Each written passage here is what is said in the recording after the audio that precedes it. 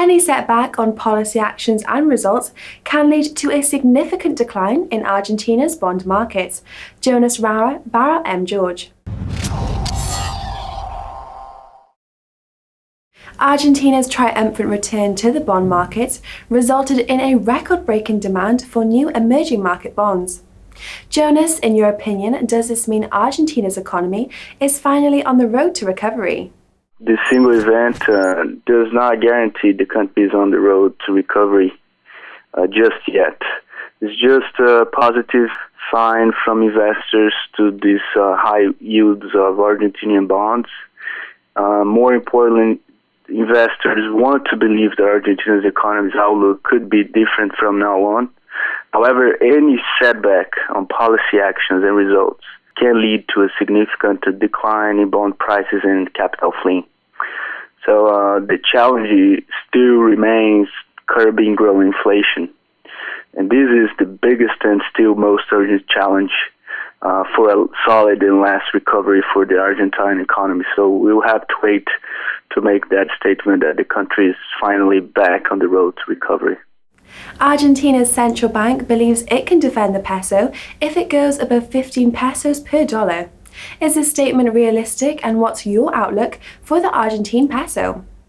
For what remains of 2016, this is not only a realistic statement, but it's mandatory that the Central Bank of Argentina maintain the peso below 15 pesos per dollar. Currency depreciation adds to inflationary pressure, which the central bank at this point must not tolerate. So it's, again, not only realistic, but it's a must. And considering the beginning of the harvest season and this vote of confidence by the international investors, given the right set of policies that will follow from now on, the peso-dollar exchange rate is likely to close the year below 14 pesos to each U.S. dollar. So if everything goes as follows, and we'll see a strengthening peso from now until the end of 2016, probably closing the year below 14 pesos to the dollar. The Mexican peso and long-duration bonds in Mexico are seen as appealing to investors at present. Mexico's recent economic activity saw a 2.8% increase. Is Mexico's economy finally gaining momentum? I don't think so. When we last spoke about Mexico in October 2015, Jessica, I said to expect inflation rate to slow down and weaker peso. Well, back in mid-October 2015, inflation rate was at 2.72, and for the past 12 months, from mid-April 2015 to mid-April 2016, we've seen inflation at 2.6%, so inflation is actually decelerating. And the Mexican peso from late October to mid-April now has leaped 6.2% against the dollar, having reached, in the meantime, in February, its historic low, as consequence of record low oil prices as well. So the fall in the international price of oil during this last months is the main but not the only factor that explains the deterioration of Mexican trade balance, for instance, which is with a deficit of 4.8 billion during this first quarter of 2016.